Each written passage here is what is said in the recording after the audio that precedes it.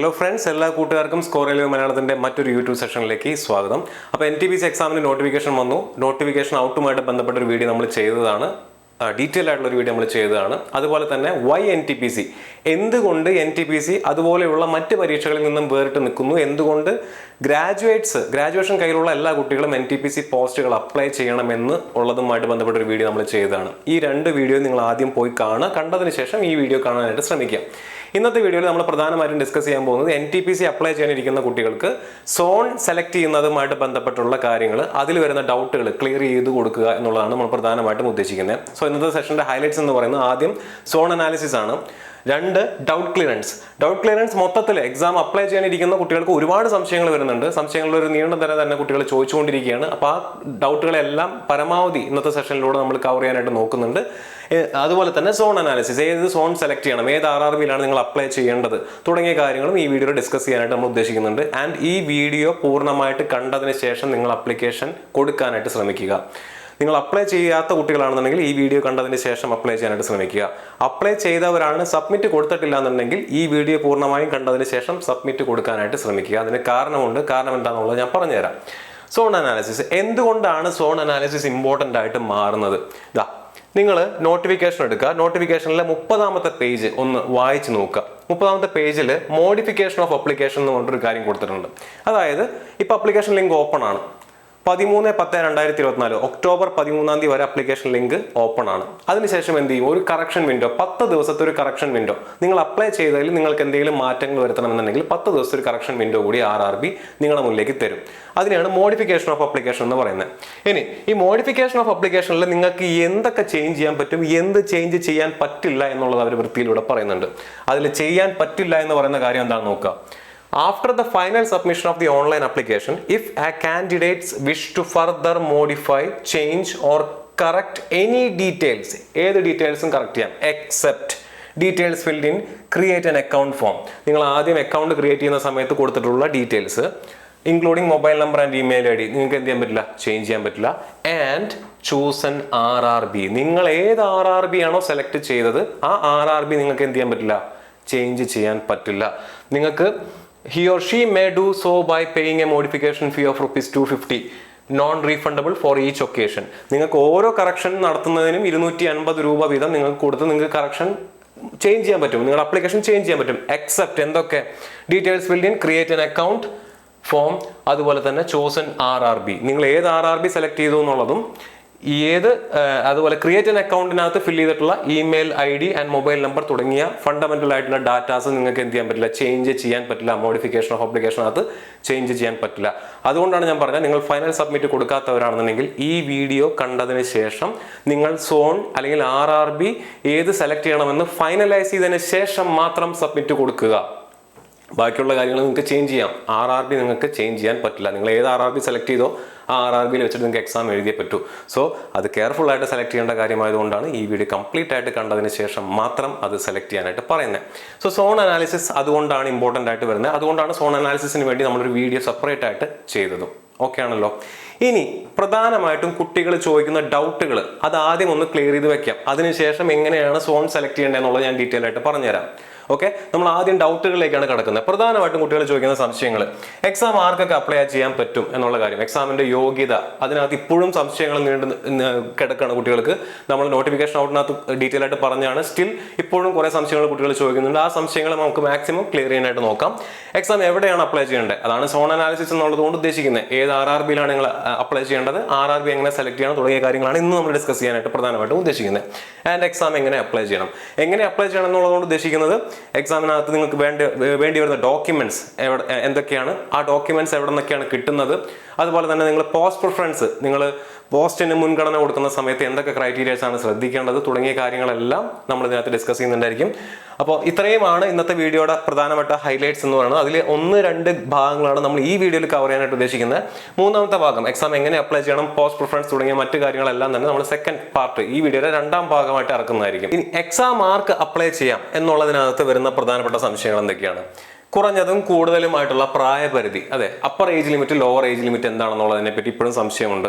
ഞാൻ ഇന്ന date of birth ഉള്ള ആളാണ്, എനിക്ക് എക്സാം അപ്ലൈ ചെയ്യാൻ പറ്റും. ഞാൻ ഇന്ന ഡേറ്റ് ഓഫ് ബർത്ത് ഉള്ള ആളാണ്, ഞാൻ ഇന്ന കാറ്റഗറിയിൽപ്പെട്ട ആളാണ്, എനിക്ക് എക്സാം അപ്ലൈ ചെയ്യാൻ പറ്റും. ഇപ്പോഴും കുട്ടികൾ കമന്റിൽ ചോദിക്കുന്ന കാര്യമാണ്. അത് നമുക്ക് ക്ലിയർ ചെയ്യാൻ പറ്റുമെന്ന് നോക്കാം. 2, വിദ്യാഭ്യാസ യോഗ്യത എന്ത്? ഡിഗ്രിയാണ്. ഇപ്പൊ NTPC വിളിച്ചിട്ടുള്ളത് ഗ്രാജുവേറ്റ് പോസ്റ്റുകൾക്ക് വേണ്ടിയിട്ടാണ്. അപ്പോൾ ഗ്രാജുവേഷനാണ് വിദ്യാഭ്യാസ യോഗ്യത എന്ന് പറയുന്നത്. അതിനകത്ത് കുട്ടികൾ ചോദിക്കുന്ന സംശയമാണ് മാർക്കിന് ഇത്ര ശതമാനം മാർക്കുള്ളവർക്ക് മാത്രമേ അപ്ലൈ ചെയ്യാൻ പറ്റുള്ളൂ, എന്നെങ്കിലും ലിമിറ്റേഷൻസ് ഉണ്ടോ? അതുപോലെ തന്നെ സർട്ടിഫിക്കറ്റിലെ ഡേറ്റ് എന്നായിരിക്കണം എന്നുള്ളതിനകത്ത് ഇപ്പോഴും പിള്ളേർക്ക് സംശയമുണ്ട്. അപ്പോൾ ഈ 2 കാര്യങ്ങൾ നമ്മൾ അതിനകത്ത് കവർ ചെയ്യാൻ പറ്റും നോക്കും. ആൻഡ് മെഡിക്കൽ സ്റ്റാൻഡേർഡ്സ് എങ്ങനെയാണെന്നുള്ളതും കവർ ചെയ്യാൻ നോക്കും. മെഡിക്കൽ സ്റ്റാൻഡേർഡ്സ് ആക്ച്വലി പോസ്റ്റുമായിട്ട് ബന്ധപ്പെട്ടിട്ടുള്ള കാര്യമാണ്. പോസ്റ്റ് സ്പെസിഫിക് ആണത്. അപ്പോൾ അത് പരമാവധി പോസ്റ്റ് പ്രിഫറൻസിനകത്ത് കൂടാണ് നമ്മൾ ഏറ്റവും ഡീറ്റെയിൽ ആയിട്ട് കവർ ചെയ്യാൻ നോക്കുന്നത്. എന്നാൽ ഇതിനകത്ത് ഞാൻ ബേസിക് ആയിട്ടുള്ള മെഡിക്കൽ സ്റ്റാൻഡേർഡ്സിനെ പറ്റി ഒരു ഔട്ട്ലൈൻ പറഞ്ഞു തരുന്നതായിരിക്കും. ഓക്കെ, ഇനി അപ്പോൾ ആദ്യം എലിജിബിലിറ്റി നമ്മൾ നോക്കും. എലിജിബിലിറ്റിക്കകത്ത് ഏജ് ആൻഡ് ക്വാളിഫിക്കേഷൻ, ഇത് ജനറൽ ആയിട്ടുള്ള കാര്യമായതുകൊണ്ടാണ് ഇതിനെ സെപ്പറേറ്റ് ആയിട്ട് കൊടുത്തിരിക്കുന്നത്. മെഡിക്കൽ സ്റ്റാൻഡേർഡ് എന്ന് പറയുന്നത് എന്താണ്? പോസ്റ്റ് സ്പെസിഫിക് ആണ്. ഓരോ പോസ്റ്റിനും ഡിഫറെന്റ് മെഡിക്കൽ സ്റ്റാൻഡേർഡ് ആയതുകൊണ്ട് അതൊരു പോസ്റ്റിനെ ഡിപ്പെൻഡ് ചെയ്തുകൊണ്ടിരിക്കും. ആ പോസ്റ്റ് അപ്ലൈ ചെയ്യാനില്ല ആവശ്യമില്ലാത്ത ആഗ്രഹമില്ലാത്ത ആളുകൾ ആണെന്നുണ്ടെങ്കിൽ നിങ്ങൾ ആ മെഡിക്കൽ സ്റ്റാൻഡേർഡിനെ പറ്റി അറിയേണ്ട കാര്യം പോലുമില്ല. സോ അതാണ് മെഡിക്കൽ സ്റ്റാൻഡേർഡിന്റെ ക്രൈറ്റീരിയ എന്ന് പറഞ്ഞു കഴിഞ്ഞാൽ. ആൻഡ് ഏജ് ആൻഡ് ക്വാളിഫിക്കേഷൻ, ഇത് ജനറൽ ആയിട്ടുള്ള കാര്യമാണ്. നമുക്ക് ഏജ് ആദ്യം നോക്കാം. ഏജിനെ പറ്റി പറഞ്ഞിരിക്കുന്നത് 10ാമത്തെ പേജിനാണ്. 78 പേജുള്ള നോട്ടിഫിക്കേഷനിലെ 10ാമത്തെ പേജ് എടുത്ത് നോക്കി കഴിഞ്ഞാൽ ആർക്കൊക്കെയാണ് എക്സാം അപ്ലൈ ചെയ്യാൻ പറ്റുക എന്നുള്ളത് ഡീറ്റെയിൽ ആയിട്ട് കൊടുത്തിട്ടുണ്ട്. അവിടെ അവർ പറയുന്നത് നിങ്ങൾ 18 വയസ്സിനും 36 വയസ്സിനും ഇടയിലുള്ള ജനറൽ കാൻഡിഡേറ്റ് ആരാണെന്നുണ്ടെങ്കിൽ നിങ്ങൾക്ക് എന്ത് ചെയ്യാൻ പറ്റും? ഈ എക്സാമിന് അപ്ലൈ ചെയ്യാൻ പറ്റും. അതിൽ തന്നെ അപ്പർ ഏജ് ലിമിറ്റ് പറഞ്ഞിട്ടുണ്ട്. 2/1/1989 ആണ് ജനറൽക്കാരുടെ upper age limit. Lower age limit എന്ന് പറയുന്നത് എല്ലാ കാറ്റഗറിക്കാർക്കും ഒന്നാണ്, ഒരേ ലോവർ ഏജ് ലിമിറ്റ് ആണ്. അത് 1/1/2007 ആണ്. 1/1/2007 ആണ്. ഏജ് റിലാക്സേഷൻ എന്ന് പറയുന്നത് SC/ST സ്റ്റുഡൻസിന് 5 വർഷവും OBC സ്റ്റുഡൻസിന് 3 വർഷവുമാണ്. ഓക്കെ, ഇത് ഡീറ്റെയിൽ ആയിട്ട് നോട്ടിഫിക്കേഷനിലെ 10ാമത്തെ പേജിനകത്ത് കൊടുത്തിട്ടുണ്ട്. ഇത് വായിച്ചാൽ നിങ്ങൾക്ക് ഒരു ഔട്ട്ലൈൻ കിട്ടും. ഇത് വായിച്ചിട്ട് നിങ്ങൾക്ക് എത്താൻ പറ്റുന്ന കൺക്ലൂഷൻസ് ഇതാണ്. ജനുവരി 2, 1989 ശേഷം ജനിച്ചിട്ടുള്ള ജനറൽ കാൻഡിഡേറ്റ്സിന്, ജനുവരി 2, 1989 ശേഷം ജനിച്ചിട്ടുള്ള ജനറൽ കാൻഡിഡേറ്റ്സിന് RRB NTPC ഗ്രാജുവേറ്റ് ലെവൽ പോസ്റ്റുകൾ അപ്ലൈ ചെയ്യാം. ജനുവരി 2, 1986 ശേഷം ജനിച്ചിട്ടുള്ള OBC കാൻഡിഡേറ്റ്സിന് ഈ എക്സാം അപ്ലൈ ചെയ്യാം. ജനുവരി 2, 1983 ശേഷം ജനിച്ചിട്ടുള്ള SC/ST കാൻഡിഡേറ്റ്സിന് ഈ എക്സാം അപ്ലൈ ചെയ്യാം. ജനുവരി 1, 2007 മുന്നേ ജനിച്ചവർക്കും ഈ എക്സാം അപ്ലൈ ചെയ്യാം. എന്ന് പറഞ്ഞു കഴിഞ്ഞാൽ ലോവർ ഏജ് ലിമിറ്റ് എന്ന് പറയുന്നത് ജനുവരി 1, 2007 മുന്നേ ജനിച്ചിട്ടുള്ള ആളുകളാണ്. അപ്പർ ഏജ് ലിമിറ്റ് എന്ന് പറയുന്നത് ഈ പറയുന്ന ഡേറ്റ് ഓഫ് ബർത്തിന് ശേഷമുള്ള ആളുകളാണ് എന്നുള്ള കാര്യം മനസ്സിലാക്കി വെക്കുക. അപ്പൊ ഏജ് അത് വെച്ചിട്ടുള്ള ഡൗട്ട് ഇതോടുകൂടി തീർന്നു കാണുമെന്നാണ് ഞാൻ വിശ്വസിക്കുന്നത്. 2ാമത്തെ കാര്യം എന്ന് പറയുന്നത് എന്താണ്? ക്വാളിഫിക്കേഷനെ പറ്റി പറയുന്നത് 59ാമത്തെ പേജിലാണ്. 78 പേജുള്ള നോട്ടിഫിക്കേഷനിൽ 59ാമത്തെ പേജിലാണ് ക്വാളിഫിക്കേഷനെ പറ്റി പറയുന്നത്. അതിനകത്ത് മിനിമം എഡ്യൂക്കേഷണൽ ക്വാളിഫിക്കേഷൻ ആയിട്ട് പറയുന്നത് degree from recognised university or its equivalent എന്നാണ്. ഇതല്ലാതെ ഒരു കാര്യം കൂടെ ഇവിടെ പറയുന്നത്, ടൈപ്പിസ്റ്റ് പോസ്റ്റുകൾക്ക് 2നും typing proficiency in English or Hindi എന്നും കൂടെ പറയുന്നുണ്ട്. സോ ടൈപ്പിംഗ് പ്രൊഫിഷ്യൻസി എന്നുള്ളത് കൊണ്ട് അർത്ഥമാക്കുന്നത് സെപ്പറേറ്റ് കോഴ്സ് ആണോ എന്ന് കുട്ടികൾ ചോദിക്കുന്നുണ്ട്. സെപ്പറേറ്റ് കോഴ്സ് അല്ല, ടൈപ്പിംഗ് സ്കിൽ ടെസ്റ്റ് എന്ന് പറഞ്ഞൊരു ടെസ്റ്റ് ഈ 2 പോസ്റ്റുകൾക്കും ഉണ്ടായിരിക്കും. ആ ടെസ്റ്റ് പാസ്സാവുന്നതിന് വേണ്ട പ്രൊഫിഷ്യൻസി നിങ്ങൾക്ക് ഉണ്ടായാൽ മതി. നിങ്ങൾ സെപ്പറേറ്റ് സർട്ടിഫിക്കറ്റ് ഒന്നും അവിടെ ഹാജരാക്കേണ്ട കാര്യമില്ല. സോ ടൈപ്പിംഗ് പ്രൊഫിഷ്യൻസിക്ക് വേണ്ടിയിട്ട് സെപ്പറേറ്റ് സർട്ടിഫിക്കറ്റ് ഹാജരാക്കേണ്ട കാര്യമില്ല. മിനിമം എഡ്യൂക്കേഷണൽ ക്വാളിഫിക്കേഷൻ എന്ന് പറയുന്നത് എന്താണ്? റെക്കഗ്നൈസ്ഡ് യൂണിവേഴ്സിറ്റി എന്നുള്ള ഒരു ഡിഗ്രി മാത്രമാണ്. ഇതാണ് ക്വാളിഫിക്കേഷനുമായിട്ട് ബന്ധപ്പെട്ട് നിങ്ങൾ അറിഞ്ഞിരിക്കേണ്ടത്. നിങ്ങൾക്ക് റെക്കഗ്നൈസ്ഡ് യൂണിവേഴ്സിറ്റി എന്നൊരു ഡിഗ്രി ഉണ്ടെന്നുണ്ടെങ്കിൽ നിങ്ങൾക്ക് എന്ത് ചെയ്യാം? NTPCയിലെ ഈ കാണുന്ന എല്ലാ പോസ്റ്റുകൾക്കും അപ്ലൈ ചെയ്യാം, ഇൻക്ലൂഡിംഗ് ടൈപ്പിസ്റ്റ്. അതിന് സെപ്പറേറ്റ് സർട്ടിഫിക്കറ്റിന്റെ ആവശ്യം ഇല്ല. അത് ടൈപ്പിംഗ് സ്കിൽ ടെസ്റ്റ് എന്ന് പറയുന്ന ഒരു ടെസ്റ്റ് ടൈപ്പിസ്റ്റ് പോസ്റ്റുകൾക്ക് ഉണ്ടായിരിക്കും. 3rd ടയർ എന്ന് നമുക്ക് വേണമെങ്കിൽ വിളിക്കാം, അല്ലെങ്കിൽ 3rd സ്കിൽ ടെസ്റ്റ് എന്ന് നമുക്ക് വിളിക്കാവുന്ന ഒരു ടെസ്റ്റും കൂടെ ഉണ്ടായിരിക്കും. ആ ടെസ്റ്റ് പാസ്സാവാനുള്ള ഒരു ടൈപ്പിംഗ് സ്കിൽ നിങ്ങൾക്ക് ഉണ്ടായിരിക്കണം എന്ന് മാത്രമേ ഇതുകൊണ്ട് അർത്ഥമാക്കുന്നുള്ളൂ. അല്ലാതെ അതിന് സെപ്പറേറ്റ് സർട്ടിഫിക്കറ്റ് വേണമെന്നൊന്നും അവിടെ ഇല്ല. ഓക്കെ ആണല്ലോ? അപ്പോൾ ആ ഡൗട്ട് അവിടെ ക്ലിയർ ആയി കാണും. ഇനി ക്വാളിഫിക്കേഷനിൽ സർട്ടിഫിക്കറ്റ് അപ്ലോഡ് ചെയ്യുന്ന സമയത്ത് അല്ലെങ്കിൽ സർട്ടിഫിക്കറ്റ് കൈവശം വെക്കുന്ന സമയത്ത് അതിനെ പറ്റിയിട്ട് സർട്ടിഫിക്കറ്റിന്റെ ഡേറ്റിനെ പറ്റിയിട്ട് എന്താണ് പറഞ്ഞിരിക്കുന്നത് നോക്കാം. പേജ് നമ്പർ 34 എഡ്യൂക്കേഷണൽ ക്വാളിഫിക്കേഷന്റെ സർട്ടിഫിക്കറ്റിനെ പറ്റിയിട്ട് പറയുന്നുണ്ട്. പ്രൊഫഷണൽ സർട്ടിഫിക്കറ്റോ റെഗുലർ സർട്ടിഫിക്കറ്റോ നിങ്ങളുടെ കൈവശം ഉണ്ടായിരിക്കണം. അതിനകത്ത് ഡേറ്റ് ഓഫ് ഇഷ്യൂ ഉണ്ടായിരിക്കണം. ആ ഡേറ്റ് ഓഫ് ഇഷ്യൂ എന്ന് പറയുന്നത് അപ്ലിക്കേഷൻ ലിങ്ക് ക്ലോസ് ചെയ്യുന്ന ആ ഡേറ്റിന് മുന്നേ ഉള്ളതായിരിക്കണം.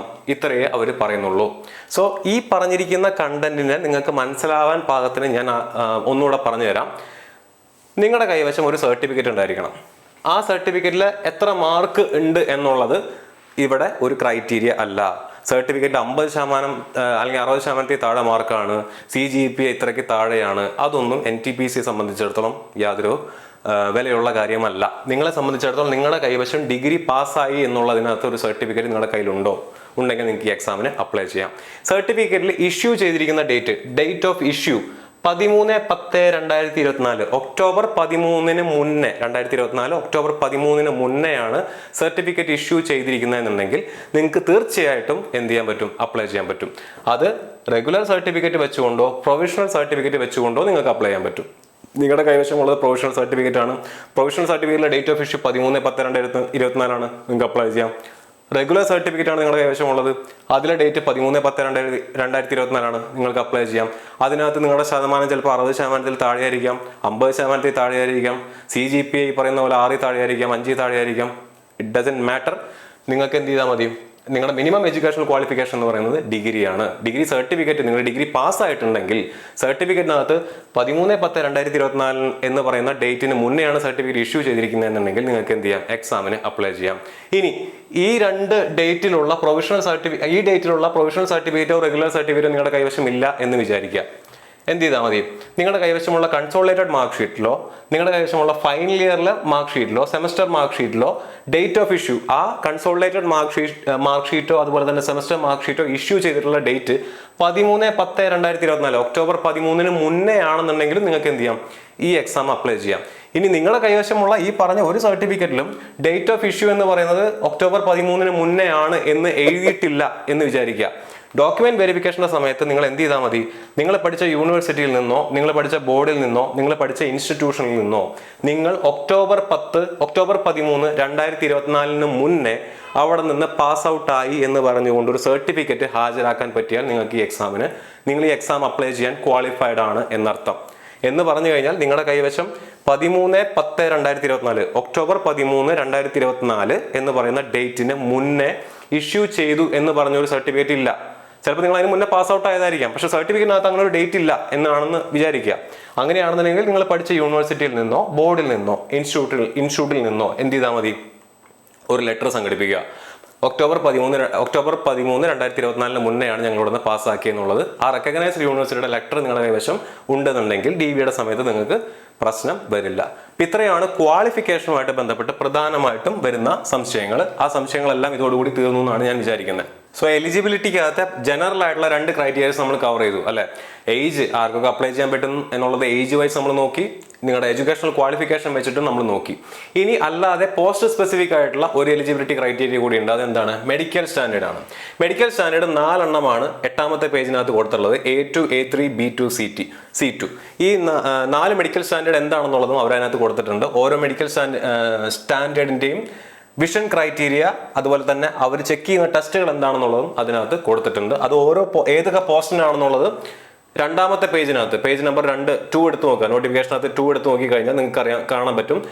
Chief commercial cum ticket supervisor ആണെന്നുണ്ടെങ്കിൽ അതിന്റെ മെഡിക്കൽ സ്റ്റാൻഡേർഡ് B2 ആണ്. B2 എന്താണെന്നുള്ളത് അവിടെ കൊടുത്തിട്ടുണ്ട്. സ്റ്റേഷൻ മാസ്റ്റർ ആണെന്നുണ്ടെങ്കിൽ അതിന്റെ മെഡിക്കൽ സ്റ്റാൻഡേർഡ് A2 ആണ്. A2 എന്താണെന്നുള്ളത് അവിടെ കൊടുത്തിട്ടുണ്ട്. ഗുഡ്സ് ട്രെയിൻ മാനേജർ ആണെന്നുണ്ടെങ്കിൽ A2 ആണ്. ഈ JAA and senior clerk cum typist ഈ 2 പോസ്റ്റുകൾക്കും C2 ആണ്. C2 ആണെന്നുള്ളതും ഇവിടെ കൊടുത്തിട്ടുണ്ട്. സോ മെഡിക്കൽ സ്റ്റാൻഡേർഡ്സിനെ പറ്റിയിട്ടും ഇവിടെ കൊടുത്തിട്ടുണ്ട്. ഇതിനെപ്പറ്റി നമ്മൾ ഡീറ്റെയിൽ ആയിട്ട് മറ്റൊരു വീഡിയോയിൽ ഡിസ്കസ് ചെയ്യുന്നതായിരിക്കും. അതുകൊണ്ടാണ് ഞാൻ ജസ്റ്റ് മെൻഷൻ ചെയ്ത് പോകുന്നത്. സോ ഈ 3 ക്രൈറ്റീരിയാസ് വെച്ചുകൊണ്ടാണ് ഒരു പോസ്റ്റിന് നിങ്ങൾ എലിജിബിൾ ആണോ അല്ലയോ എന്നുള്ളത് തീരുമാനിക്കുന്നത്. ഇത്രയും ഭാഗം ക്ലിയർ ആയി കാണുന്നതാണ് ഞാൻ വിചാരിക്കുന്നത്. ഇനി നമുക്ക് ഇന്നത്തെ പ്രധാന ടോപ്പിക്കിലേക്ക് കടക്കാം. നമ്മൾ ഇന്ന് പ്രധാനമായിട്ടും ഡിസ്കസ് ചെയ്യാൻ പോകുന്നത് എന്താണ്, സോൺ അനാലിസിസ് എന്ന് പറയുന്ന ഭാഗമാണ്. സോൺ അനാലിസിസിനകത്ത് കുട്ടികൾക്ക് പ്രധാനമായിട്ടും ഡൗട്ട് വരാൻ പോകുന്നത് എന്താണ്, എക്സാം എവിടെ അപ്ലൈ ചെയ്യാം എന്നുള്ളതിൽ ഏത് RRBയിൽ വേണം നിങ്ങൾ എക്സാം അപ്ലൈ ചെയ്യാനായിട്ട്. 21 RRBകൾ നമുക്കുണ്ട്. 21 RRBയിൽ ഏത് RRBയിൽ വേണം അപ്ലൈ ചെയ്യാനായിട്ട്.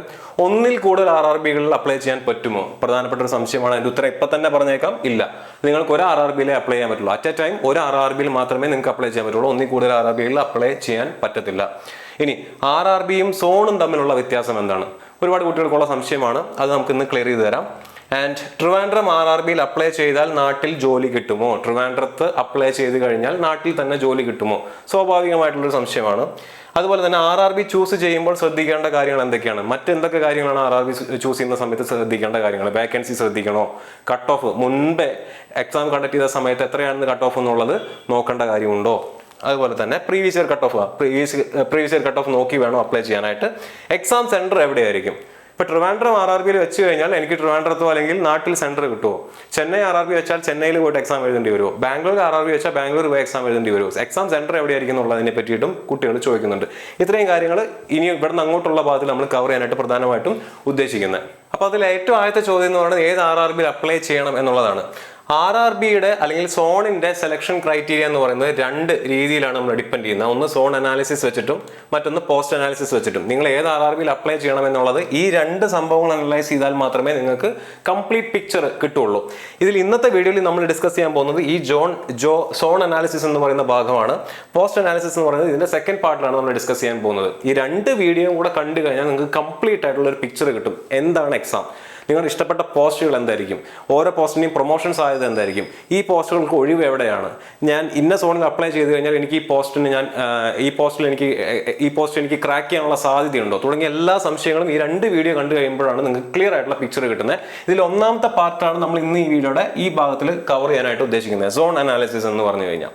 അപ്പോൾ എന്താണ് railway board and railway zone? ഇപ്പം ഞാൻ സോൺ എന്നും ബോർഡ് എന്നും മാറ്റി പറഞ്ഞു. എന്താണ് ബോർഡ്, എന്താണ് സോൺ? പ്രധാനമായിട്ടും കുട്ടികൾക്ക് വരാൻ സാധ്യതയുള്ള ഒരു സംശയമാണ്. ഇവിടെ നോക്കുക, ഇത്രയും സോണുകളാണ് ഇന്ത്യൻ റെയിൽവേക്കുള്ളത്. ഇത്രയും RRB ആണ് നിലവിലുള്ളത്. 21 RRBകളും 17ഓളം സോണുകളും. സോൺ എന്ന് പറഞ്ഞാൽ RRBയുടെ അല്ലെങ്കിൽ മിനിസ്ട്രി ഓഫ് റെയിൽവേയുടെ കീഴിൽ കണ്ടക്ട് ചെയ്യുന്ന ഇൻഡിപെൻഡന്റ് ഫങ്ഷണൽ യൂണിറ്റുകളാണ്. മിനിസ്ട്രി ഓഫ് റെയിൽവേയുടെ കീഴിൽ കണ്ടക്ട് ചെയ്യുന്ന ഇൻഡിപെൻഡന്റ് ആയിട്ടുള്ള ഓരോ ഫങ്ഷണൽ യൂണിറ്റുകളെയാണ് എന്ന് വിളിക്കുന്നത്, സോൺ എന്ന് വിളിക്കുന്നത്. ഈ 7 എന്ന് പറയുന്ന സോണാണ്. ഇതിനകത്താണ് കേരളവും ചെന്നൈയും അല്ലെങ്കിൽ തമിഴ്നാടും അടങ്ങിയിരിക്കുന്നത്.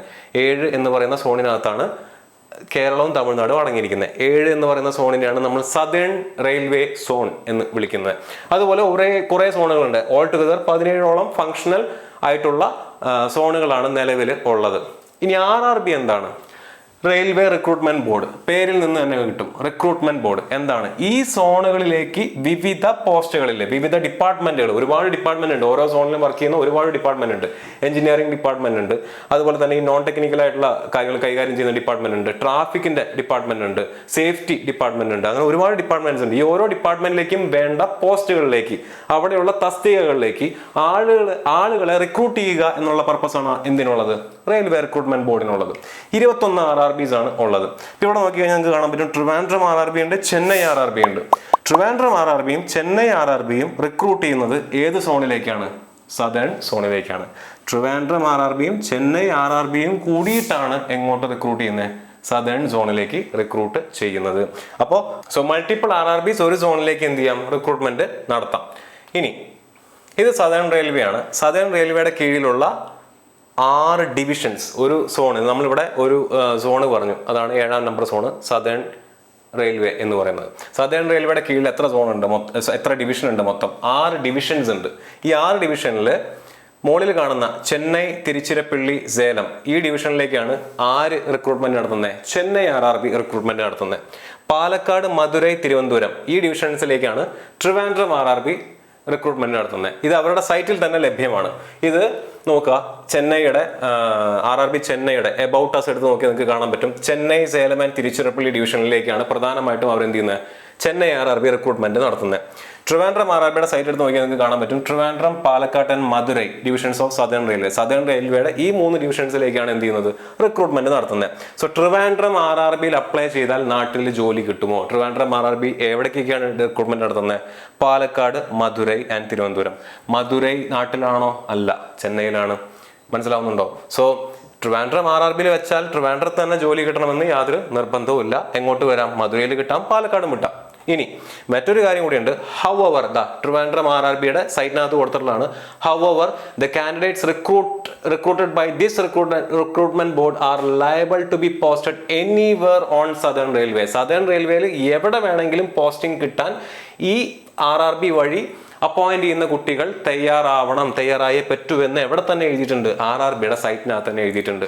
സോ സദേൺ റെയിൽവേ എന്ന് പറയുന്നതിനകത്ത് ഇത്രയും ഡിവിഷൻസ് ഉണ്ട്. നിങ്ങൾ ട്രിവാൻഡ്രം RRBയിൽ അപ്ലൈ ചെയ്തു, നിങ്ങൾക്ക് ഈ പറയുന്ന 3 ഡിവിഷൻസിൽ മാത്രമല്ല മുകളിലും ജോലി കിട്ടാം. ഇവിടെ ജോലി തന്നാലും നിങ്ങൾ പോയേ പറ്റൂ എന്ന് എവിടെ തന്നെ പറയുന്നുണ്ട്. ട്രിവാൻഡ്രം RRBയുടെ ഒഫീഷ്യൽ സൈറ്റിനകത്ത് അവരുടെ എബൌട്ട് ഹൗസ് എടുത്ത് നോക്കി കഴിഞ്ഞാൽ നിങ്ങൾക്ക് കാണാൻ പറ്റും. സോ ട്രിവാൻഡ്രം RRBയിൽ അപ്ലൈ ചെയ്താൽ നാട്ടിൽ ജോലി കിട്ടും എന്നുള്ള കാര്യത്തിന് ഇപ്പോൾ നിങ്ങൾക്കൊരു ധാരണയായി. സദേൺ റെയിൽവേയിൽ എവിടെ വേണമെങ്കിലും നിങ്ങൾക്ക് ജോലി കിട്ടാം. എവിടെ ജോലി കിട്ടിയാലും നിങ്ങൾ വർക്ക് ചെയ്യാൻ തയ്യാറായേ പറ്റൂ. ഓക്കെ ആണല്ലോ. ഇനി ഇതുപോലെ റെയിൽവേ ബോർഡും റെയിൽവേ സോണുകളും തമ്മിലുള്ള അനാലിസിസ് ആണ് ഞാൻ ഇവിടെ കൊടുത്തിരിക്കുന്നത്. അഹമ്മദാബാദ് RRB എക്സാം കണ്ടക്ട് ചെയ്യുന്നത് വെസ്റ്റേൺ റെയിൽവേ സോണിന് വേണ്ടിയിട്ടാണ്. അജ്മേർ എക്സാം കണ്ടക്ട് ചെയ്യുന്നത് north western railway and west central railway എന്ന് പറയുന്ന സോണുകൾക്ക് വേണ്ടിയിട്ടാണ്. അതുപോലെ പ്രധാനപ്പെട്ട സൗത്ത് ഇന്ത്യയിലുള്ള സോണുകളാണ് ഞാൻ ഈ യെല്ലോ കളറിൽ ഹൈലൈറ്റ് ചെയ്ത് കാണിച്ചിരിക്കുന്നത്. സോ ബാംഗ്ലൂർ നോക്കുക, ഏറ്റവും കൂടുതൽ കുട്ടികൾ അപ്ലൈ ചെയ്യുന്ന, മലയാളികൾ അപ്ലൈ ചെയ്യുന്ന സോണുകളാണ് ഈ യെല്ലോ കളറിൽ ഞാൻ ഹൈലൈറ്റ് ചെയ്ത് കാണിച്ചിട്ടുള്ളത്. ബാംഗ്ലൂർ സൗത്ത് വെസ്റ്റേൺ റെയിൽവേയിലും റെയിൽ വീൽ ഫാക്ടറിക്കും വേണ്ടിയിട്ട് എന്ത് ചെയ്യുന്നുണ്ട്, റിക്രൂട്ട്മെന്റ് നടത്തുന്നുണ്ട്. ചെന്നൈ സദേൺ റെയിൽവേക്കും കോച്ച് ഫാക്ടറിക്കും വേണ്ടിയിട്ട് റിക്രൂട്ട്മെന്റ് നടത്തുന്നുണ്ട്. മുംബൈയിൽ 3 സോണുകളുണ്ട്, south central railway, western railway, central railway.